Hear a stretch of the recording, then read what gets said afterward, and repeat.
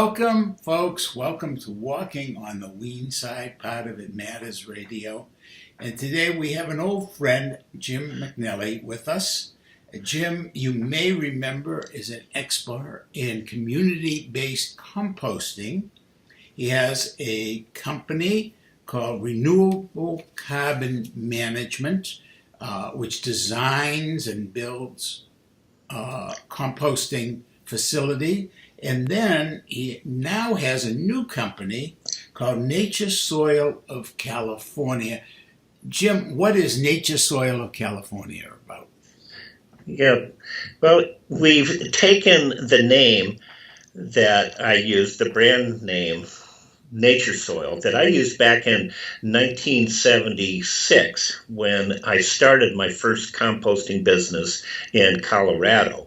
And I sold Nature Soil potting soil and Nature Soil compost. And I haven't used that trade name since 1984.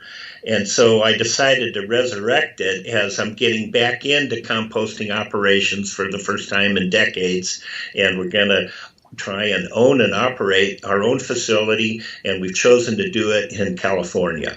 So you're going to be setting up a plant for a community in California. You haven't figured out exactly where yet, right? Not yet. We've looked at 5 sites so far.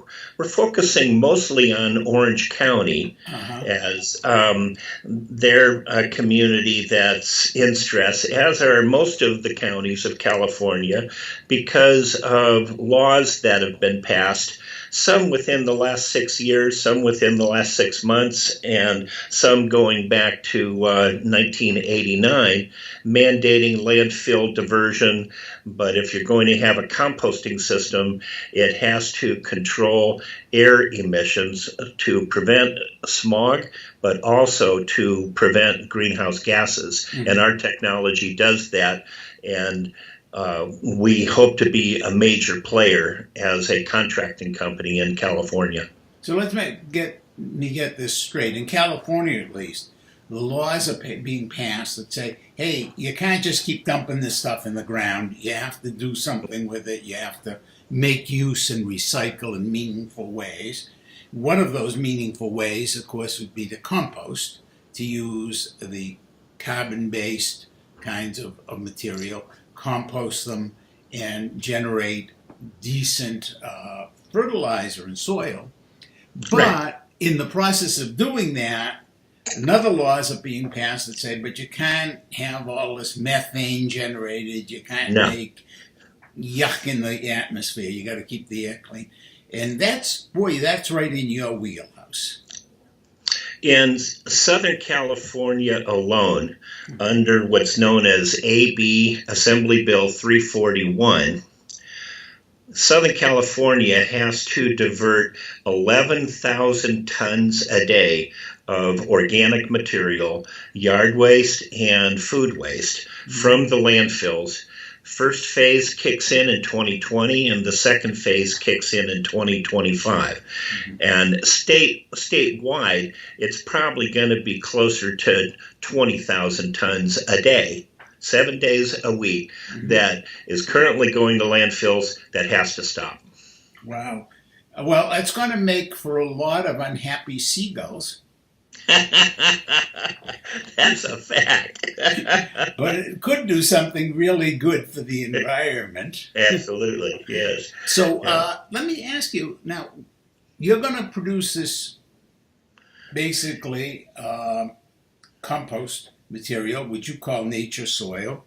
Then you're going to sell it or donate. What are you going to do with the product? Well, when Orange County last August put out an RFI, request for information, from composting vendors and operators, they had 5 main criteria that they were looking for in the interview process. One is that the technology had to meet the state's air and water quality rules. 2, it had to work on reasonably permittable sites, meaning brownfields that are old contaminated waste sites or closed landfills, Right. or maybe take over an existing windrow stockpiling composting operation and upgrade it. Particularly, they were looking at something I could work on: closed landfills. They've got two of them. Orange County does. They wanted a reasonable fee structure, $40 a ton or less, and but most critically, they wanted an operating company, of which that's the main reason why I formed the Nature Soil Company. They wanted an operating company that could show that they could move the compost into markets that are not currently served by the ma and pa style windrow operations, the mulch markets and the landscaping compost market. And so that was the challenge. We had to tell them that we had markets that were going to go to places, consumers, not in the usual compost industry. Okay. Well, let's talk about that in a sec. But before we do that, yeah, I just want to make sure folks understand this. And of course, in the show you did back a while with us, one of the points you were making was that composting in your backyard is all very well and good, but it's really not particularly efficient and it doesn't work all as well. And you're basing in community. So when you're talking about a location, you're talking about something of fairly substantial size. You're not talking about, hey, we're going to do this on the corner lot, folks, don't worry about it. You're talking Right. about, major, like a used landfill. But now, what is this market you're talking about? Who are the people who are going to end up getting your products, your compost? Well, we plan on operating our Nature Soil facility as somewhat of a biorefinery, in the sense that we expect to be making close to a dozen different products for different consumers. Okay. One key feature that we're going to bring in is our patented, what we call our biofertilizer process. And that's where we supplement some of the raw material. It doesn't matter what it is: paper, grass clippings, leaves, food waste. But we supplement it with ammonia nitrogen or urea nitrogen, and we boost the nitrogen in the feedstock, and we end up with a finished compost up to 4 times the nitrogen that is compared to conventional compost. So it's a true biofertilizer, and this up to 4% nitrogen compost can then go to potting soils where compost doesn't usually go. It can go to turf top dressing where compost doesn't usually go. And it also means that we can then come up with designer compost for farms where they tell us how much phosphorus, how much potassium, how much nitrogen they want and in what form, and we will then custom deliver it to them, even by the train load, because that's what we're talking about now, train load. Huge amounts. Yeah, huge amounts. Yeah. And get it out to the Central Valley, Coachella Valley, Imperial Valley, and when you're talking about maybe 5,000 tons a day, we're talking train loads a day. Mm-hmm. And we're also talking about putting it on container ships, sending it to Hawaii, or maybe sending it down to Baja California too. Okay, now I had a couple questions as you were talking. I want to make sure I understand you, Jim. So you're designing basically. You're making this compost, but you're designing. You're adding things like urethra, which is ammonia, a chemical fertilizer. Chemical fertilizer. Now, does this mean that you're that what you're producing is not any longer organic, or is it still an organic product that an organic farmer can use? Because that's one question I know people got to be Oh, asking. well, sure. Yeah. And we won't really know until we enter the market because this is the first time any facility we've ever built is going to make the high nitrogen product before. Or, so this is going to be a significant test. Mm-hmm. I've been involved with the National Organic Program since before its inception. I used to serve on the USDA Sustainable Culture Quality of Life Task Force, and we were a part of the review committee for the original rules of the organic food program back in the early 1990s. As I understand the rule, which I know intimately, as long as we've converted the nitrogen into microbial bodies, and if the urea is not in the product that we're selling, we're now selling biologically converted nitrogen, then that means that we're not delivering urea to the farm. So in the same way you can use urea to grow cotton and sell cottonseed meal, you can use urea to grow alfalfa and sell alfalfa powder as an organic fertilizer. You can use urea to grow soy and corn that you feed to chickens, and the chicken manure is an organic fertilizer. We're taking urea and we're feeding microbes, and that's an organic fertilizer. That's our interpretation. Mm-hmm. So hopefully, when you put it on the market, organic farmers and can also be using it, as well as those who are not currently considering themselves organic. I think the big advantage of what we've done, which, we could probably have a completely separate interview, but we're taking biological and chemical nitrogen that's currently polluting, and it's causing nitrates getting into groundwater, getting into surface water. It's causing ammonia to be released to the atmosphere that forms NOx and acid rain. That roughly 1/2 of all of the nitrogen used in agriculture ends up as pollution. By putting nitrogen through our bioconversion process, we stop it from being water soluble in a way that pollutes ground and surface water. If our technology were widely practiced, it would bring an end to nitrate pollution of ground and surface water, and an end to the dead zones in the Gulf of Mexico, and a complete revolution in agriculture. That's how big we think this is, Ken. And while we're letting the audience mulch on that a bit, we'll be right back.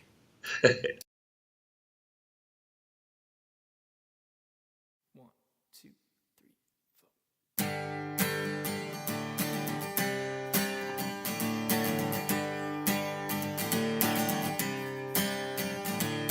Early in the morning, a farmer's day begins. So much to do, so little time, the work just never ends. Growing all the corn and beans and grain, sorghum and wheat, harvesting the food that's needed for the world to eat. It's the life of a farmer. It's just the life of a farmer. Feeding cattle in the heat, the cold wind and the snow, cleaning pens, scooping bunks, and attending the farm show, building fence and loading bales, deciding what to pay, working by your family's side each and every day. It's the life of a farmer. It's just the life of a farmer. Summer, winter, spring and fall, weekends and holidays, farmers work through good and bad in many different ways. Farming is a way of life that not many can live, and every farmer needs the thank you only you can give for the life of a farmer. Yes, the life of a farmer. I love the life of a farmer. I love the life of a farmer.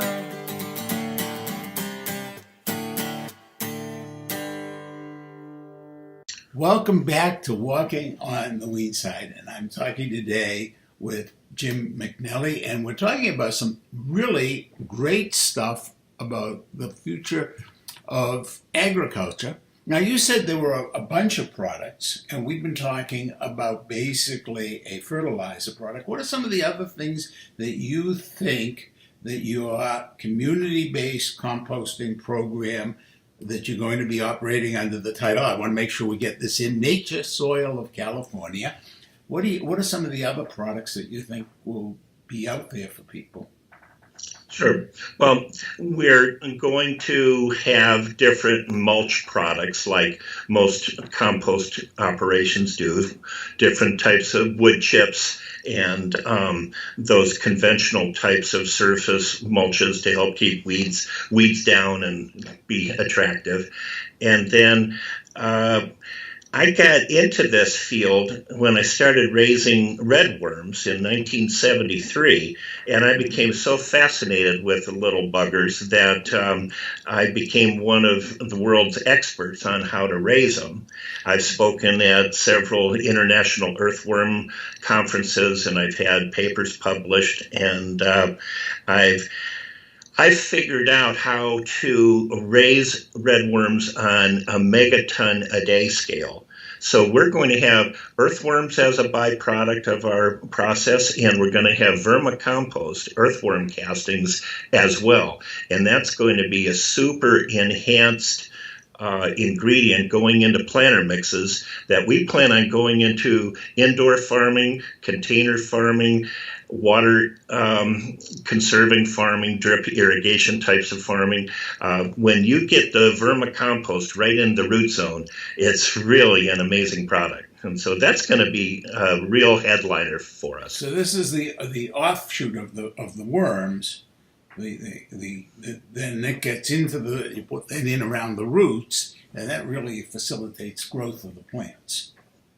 Right, and some of the product will actually have earthworm cocoons that have up to 3.5 worm eggs in the cocoons, so that when you have the cocoon-laden worm casts going to turf grass, the little worms hatch, and they eat the grass clippings, also called a nap, and help the soil get aerated and help the organics decompose more quickly. It's kind of like having, plugging and aeration going on all the time as long as you're still watering your lawns. And people are still watering their lawns in California, even with the droughts. But we think that the turf top dressing and the earthworm enhanced top dressing are going to be a significant product. We expect to get a premium price because people spend more money on their lawns than they do on their kids. I mean, it's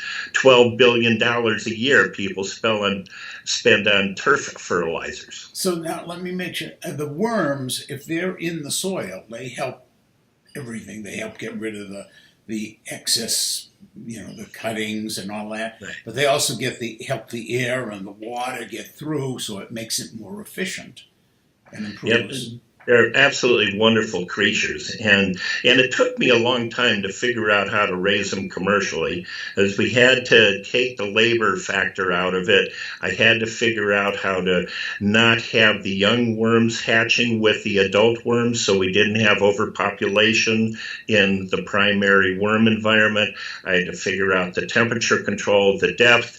We had to pre-compost to be able to get my approach to raising worms to work right. And that's how I actually invented the Nature Tech containerized composting system, was how to prepare compost quickly so we can feed it to worms and let the worms do the digestion. And so it's kind of a big, elaborate, one thing fits, the next thing fits, the next thing. Well, but that then, sounds like nature. things Things should fit true. together. Well, we've also figured out how to raise zucchinis on a large commercial scale. I'm sorry, and raise what? Zucchinis, the squash. The That little you squash. usually, One of my favorites. yeah, Especially when the they're flowers. when they're nice and small, you put them in your salads, and you have zucchini parmesan. But you let those suckers grow, and they get big, up around a couple of pounds. Well, I learned from a poultry researcher at Colorado State that you can raise chickens on nothing but zucchinis and earthworms. And I tried it, and I've tested it, and I found that one large 2-pound zucchini cut in half lengthwise will feed 14 chickens a day.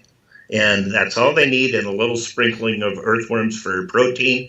And we can take the birds off of the soy and corn diet and get them on locally produced fresh squash. And it's absolutely fascinating. And I know it's 14 birds because you take half of a big zucchini and put it down in the pen. Only 7 birds can feed on it at a time. It's kind of like, they circle. There's room for 7 at the table. Right. So they scour it clean, and in about 10 minutes you got that, purple shell, and then that goes into the compost pile, and voila. So you're going to also you're planning to grow zucchini as part of this? Yes, we are, and we're going to raise chickens too. And you're going to raise chickens. Yeah. Okay, so you really, and then you're going to use the chicken scratch itself as part of the compost process? And we figured out how to do that more automated than it's currently done too. And we figured out how to do it in an extremely humane way. And that's one of the things that I've become very involved with over the last 10 years, as I've been involved with catastrophic mortality composting. I was on the front line of the big bird flu outbreak here in the Midwest back in 2015. And the whole idea of treating birds humanely in the processing or when they have come down with a disease. And it's not just free range, it's not just cage free, it's just, are they happy? That's really a big part of the question. And when they're getting processed, are they being happy? If you're, so to have halal or kosher or humane practices for managing the birds, these are very important considerations that I think are going to become more and more at the forefront of the consumer's mind. So now when you're raising the chickens, you're also going to be raising eggs, I assume. We're going to do some eggs, and we're going to do some broilers. And I've been talking to some of the hybrid bird specialists, and they said that there's still some bird strains that I can buy eggs for that will give a roaster in about 8 months, but also produce eggs for about 4. And so there's still some brown birds that you can have for meat and eggs both. But usually if you're raising birds, it's either or. You're raising them for meat, broilers, or you're raising them for eggs, the layers. And we're going to play around with getting both. Cool. Very cool. Yeah. I love the way you think. Now, of course, I have to ask this because it's going to go through somebody's mind out there. You're giving these chickens red worms and green zucchini. What color are the eggs going to be? It's actually quite fascinating because when you feed them live feed like that and you take them off of the mash, those yolks turn from pale yellow into bright orange apricot yolks. Mm-hmm. They are, the sort of yolks that when people see them, they say, oh my gosh, this is an egg? I've never seen a yolk with that color. And they're extremely flavorful, and the shells are thick, and when the birds are eating live, especially something in the zucchini, I don't know what it is. It definitely makes for, I think, a better egg. And I'm trying to go beyond organic. I'm trying to talk about raising healthy plants in healthy soils. And right now, the organic program doesn't call for healthy soils. It only calls for not using man-made synthetics. And it drives me crazy. It blows my mind because, yeah, you're talking about healthy in a different way than most people. But you're not talking about just disease-free, we'll give the animals more antibiotics. Nor are you talking about organic in the usual way. As long as we keep them from using this product. You're talking about nature and natural. And you're really talking about how do we make this whole process of feeding ourselves more integrated, more at one, both with our own health and our bodies, the animals' health and their bodies, and the environment's health and well-being. That is so spot on, Ken. And one of the things that I've realized since I started working with the environment after Earth Day in 1970 is that so many people are concerned with anti-synthetic, anti-man-made, and they're not going back to the roots of sustainability, which is about soil and health, which is about composting, which is about getting the minerals in the soil and getting the minerals in our food and the vitamins. And people are eating puffed food, and organic doesn't necessarily solve it. I don't want to broad brush all organic farms because a lot of these guys and gals are doing absolutely fabulous work and taking care of their soils. And I want to be able to help them. I want to be able to get them the nutrients that they need to do even better, and I want to keep the costs down so that we can have healthy food at reasonable prices. And we're going to be right back to talk some more with you, Jim, but after. The 100 and Change plan from Renewable Carbon Management intends to end nitrate pollution of air and water, converting damaging forms of nitrogen into non-polluting biofertilizers while reducing greenhouse gases. Oxygen depleted, impaired, or dead zones in major bodies of water such as the Gulf of Mexico caused by algae and aquatic weeds will be rehabilitated while producing a byproduct of healthy, regenerated topsoil. Our plan provides a future of abundance, offering a replicable, climate-independent technology solution that has been proven successful in dozens of facilities using best management protocols that will keep organic matter out of landfills, reduce fugitive methane, and sequester carbon in the topsoil and biosphere, reducing negative effects of climate change. The RCM plan will leverage $100 million grant dollars into $1 billion in nitrate pollution elimination and generative community projects worldwide. Byproducts such as natural foods, biofertilizers, renewable energy, along with income from disposal fees and carbon credits, will fund additional projects into a future of healthy food, clean air and water, while protecting the climate and leaving the topsoil more fertile for future generations. Well, welcome back to Walking on the Weene Side. And Jim McNelly, there's a question I have to ask you about all of this work you're doing. How can I help? How can our listeners help? Well, Ken, every community has organic waste. We have yards, leaves, grass clippings, brush. We've got table scraps. We flush our toilets. We should be promoting beneficial use of our organics in our own communities and doing it in a way that meets the California equivalent rules for air and water quality.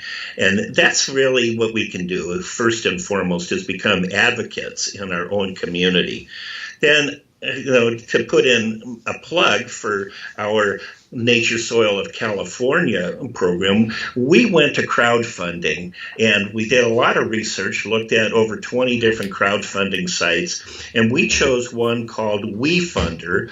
And if you go to wefunder.com and type in then under the search words Nature Soil, NATURSOIL, that should bring you to our campaign that we've now launched, and we're raising money. We're looking to raise $1 million to build a $3 million facility that's a foothold site in California, because we know that once we're operating there and public officials can come on out and sniff it, no plant we've ever built has ever had an odor complaint, we're making these great and wonderful products, then we can get bankable contracts and grow the business. So people can invest, as little as $100. This is a public stock through the WeFunder portal. And so that's one way of doing it. And then when we start making the product, we'd like people to consume our products, buy the eggs, buy the soils, use organics in their turf grass, and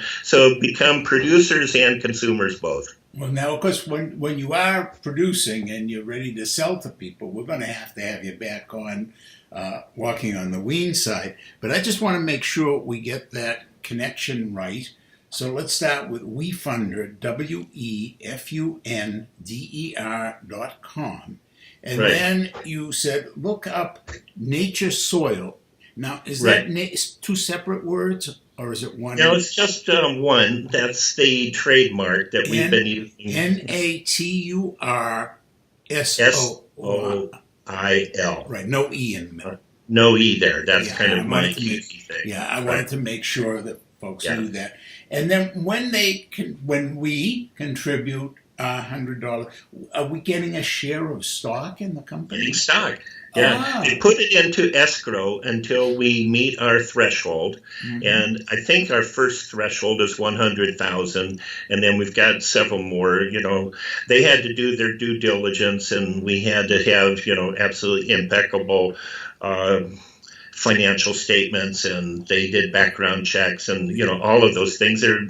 They've helped fund about 185 companies. They've got close to 40 active companies, of which we're one of them, that are currently on their active list. It's a very interesting platform, what these folks at WeFunder have done. It's really good for small businesses such as mine. Mm-hmm. And of course, folks, although you will have to live in California to go down and buy a few pounds of, you can be visiting too. I mean, to buy a few pounds of soil or something, not if you're a big company that's going to ship a trainload, but you can own the stock no matter where you live.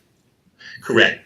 I think they're limited to funding projects in the U.S., but I already know of some folks who live internationally who've been able to invest. Well, yeah, you can't start a project probably outside the U.S. because of their limits, but right.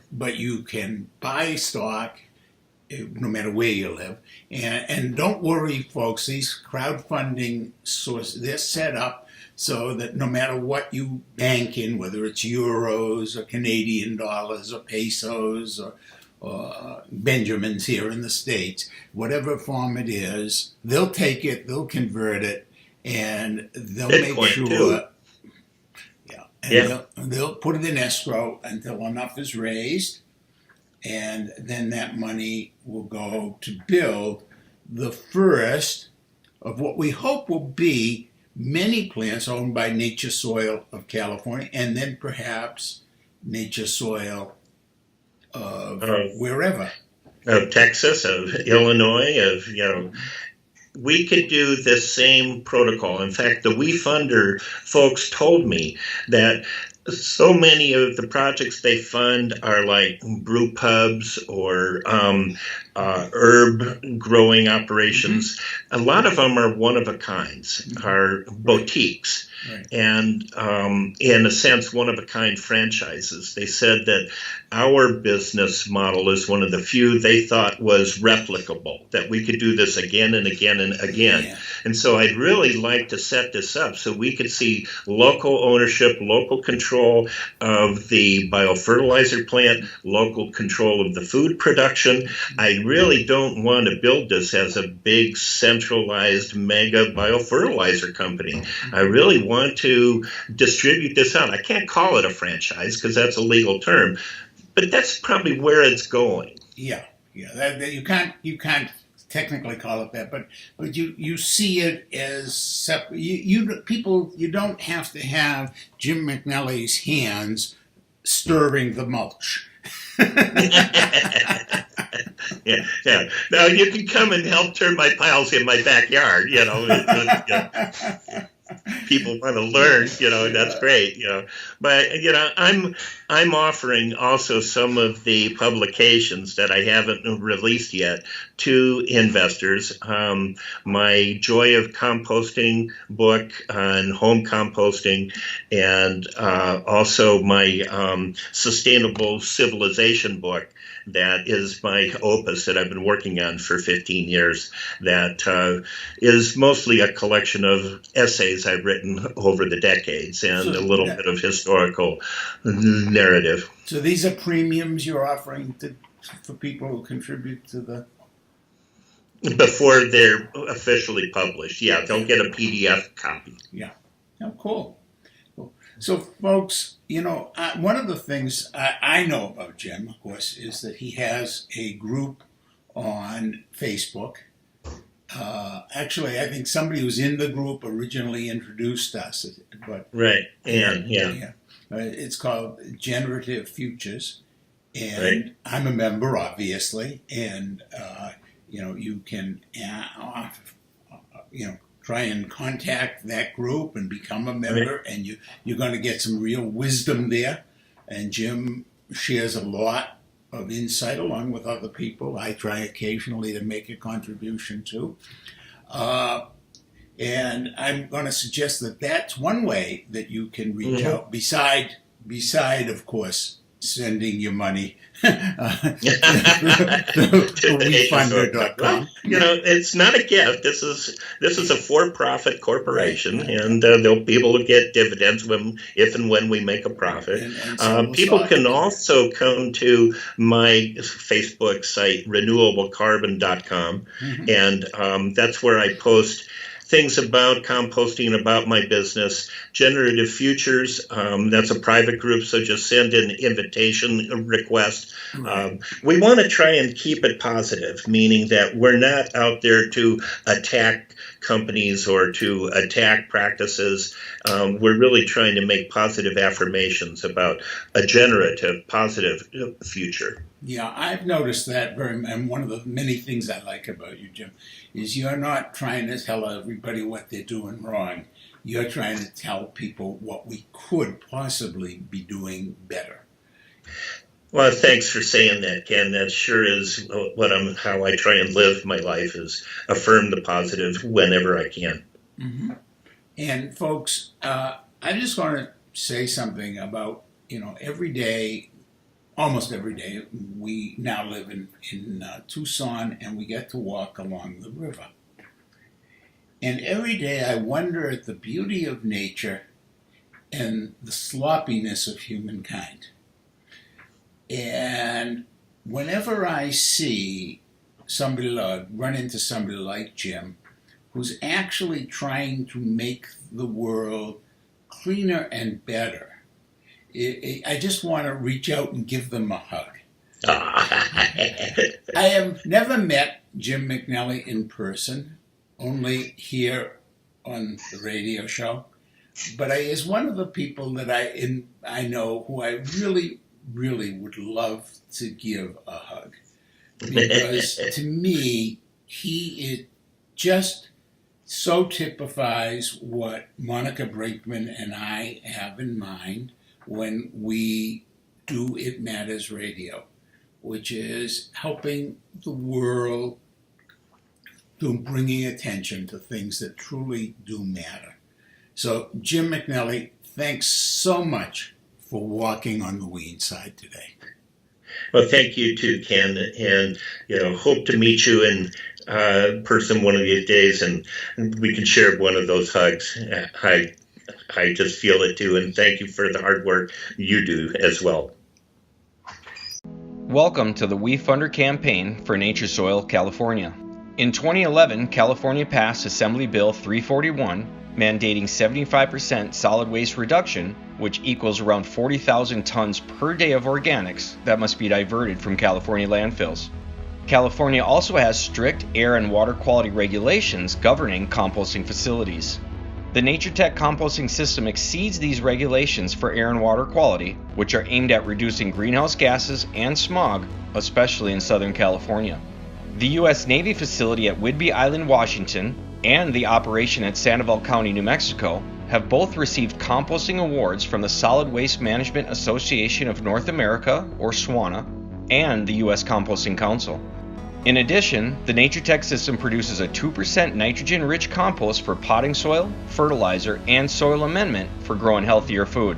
For more information on the NatureTech system, continue watching the following video by Renewable Carbon Management.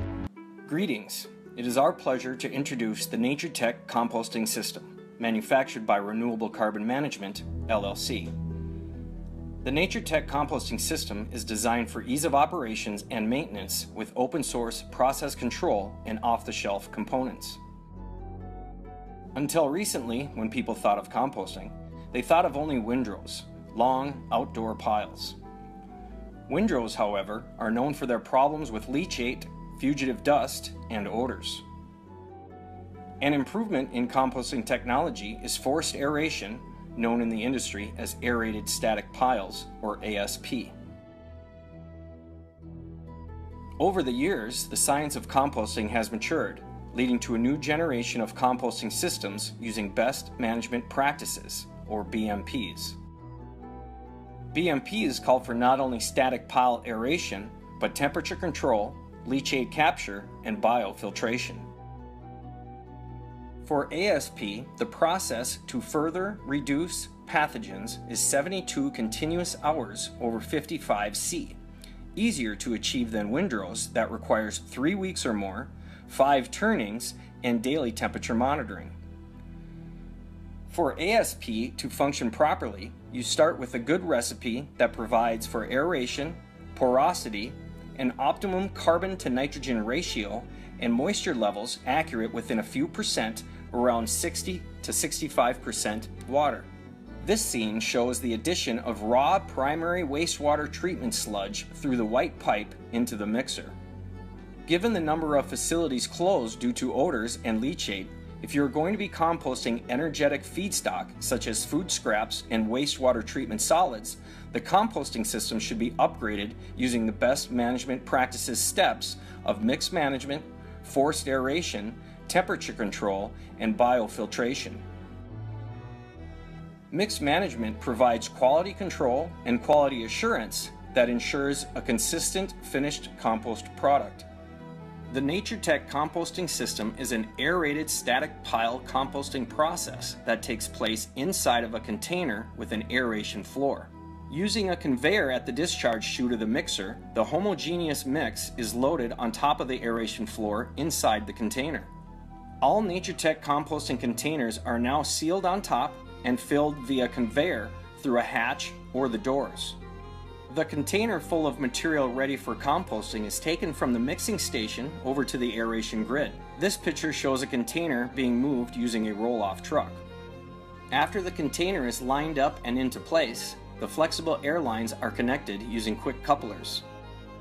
The NatureTech composting system differs from other ASP systems in that air is regulated using actuated dampers that open and close according to the need for oxygen and cooling. One of the NatureTech patents is the use of pitot tubes and differential pressure transmitters that regulate airflow to exacting CFMs so that every batch receives both optimum oxygen levels and temperature control. A robust probe is inserted into each container to record temperature for regulatory compliance and to enable the controller to increase airflow to remove excess heat. Too high a temperature in a pile results in odors and delayed composting rates. The input signals of temperature and airflow velocity come back to a process controller which adjusts variable frequency drives for pressure blowers according to a precision, science-based, proven airflow management strategy. We use cast aluminum pressure blowers to provide the most efficient airflow and pressure with electricity costs typically less than 50 cents per ton. This ensures that every composting batch is the same as the previous and next batch year in and year out, resulting in utility-grade compost quality, predictability, and performance. The sealed container protects the compost from rain and wind and eliminates the need for stormwater management and expensive retention ponds. Leachate is captured through the bottom of the container, which drains to a sump pump and storage tank or to a sanitary sewer. With intake and exhaust air in perfect balance, odorous exhaust air is sent to biofilters. In some facilities, compost-generated heat can be recovered using air-to-air heat exchangers. After cooking for roughly 3 weeks, the air lines are uncoupled, the temperature probe pulled out, and the leachate line disconnected. The container is moved by a variety of means over to a composting curing area ready for dumping and refilling the empty container. Moving 25 to 40 ton batches of compost in a container saves over $10 per ton in capital and operating cost over expensive front-end loaders that move only 2 to 4 tons per scoop. The NatureTech composting system has the lowest operating cost of any composting process using best management practices available today. An alternative means of moving a container is by using a side loader that can pick up a container and set it on a trailer to and from the mixer and tipping area, even for delivering containers of compost to customers. Another option is a container straddler, common in the intermodal container industry, which is appropriate for the 40-ton composting containers at larger size facilities up to 300 tons per day capacity. Once the container is moved off the air grid and over to the curing area, the compost is dumped for curing or straight to market, even as little as 3 weeks old.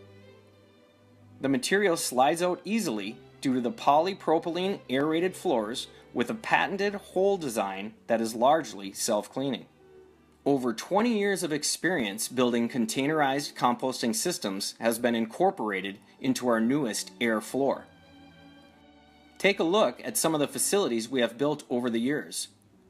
Land Recovery in Washington, Hutchinson, Minnesota, a biofiltration facility in Bowling, Texas, Southern Minnesota Construction in Mankato, Minnesota, Mississippi Topsoils in Cold Spring, Minnesota, Sandoval County, New Mexico.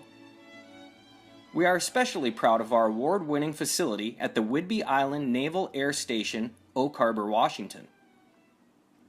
We are proud to say that no NatureTech facility ever built since our first operation in Lawrence, Kansas has ever received a formal odor complaint.